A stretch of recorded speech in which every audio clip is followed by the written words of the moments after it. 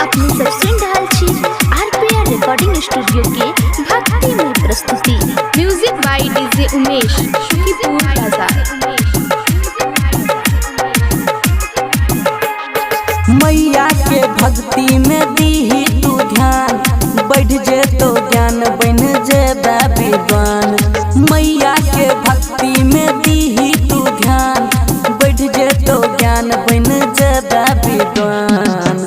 पूजा के तू सजा थाली, सुन के पियर की फरक वाली। पूजा के तू सजा थाली, सुन के पियर की फरक वाली।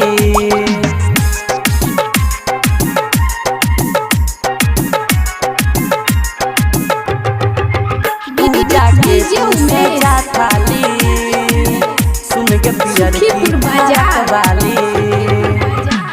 शारदे मैया के पूजा तू कले, पूरा है तो मनोकामना। शारदे मैया के पूजा तू कले, पूरा है तो मनोकामना, पूरा है तो मनोकामना।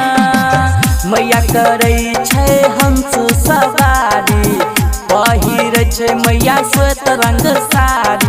मैया के भक्ति में दीही तू ध्यान, बढ़ जे तो ज्ञान बन जे विद्वान। पूजा के तू सजा थाली, सुन के पियर की फरक वाली। पूजा के तू सजा थाली, सुन के पियर की फरक वाली।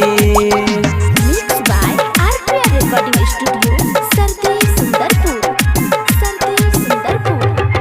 पूजा के तू सजा थाली, सुन के पियर की फरक वाली।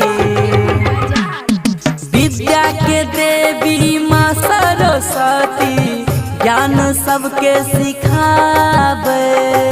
विद्या के देवी माँ सरस्वती, ज्ञान सबके सिखावे, ज्ञान सबके सिखावे।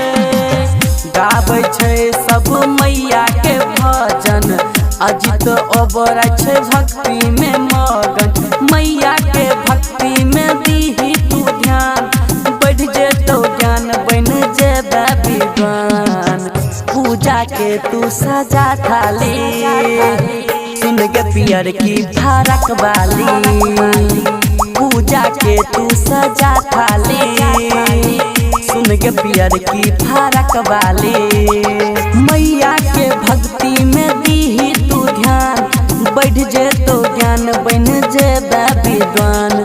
मैया के भक्ति में दीही तू ध्यान, बढ़ जे तो ज्ञान बन जे विद्वान। पूजा के तू सजा थाली, सुन के पियर की फरक वाली।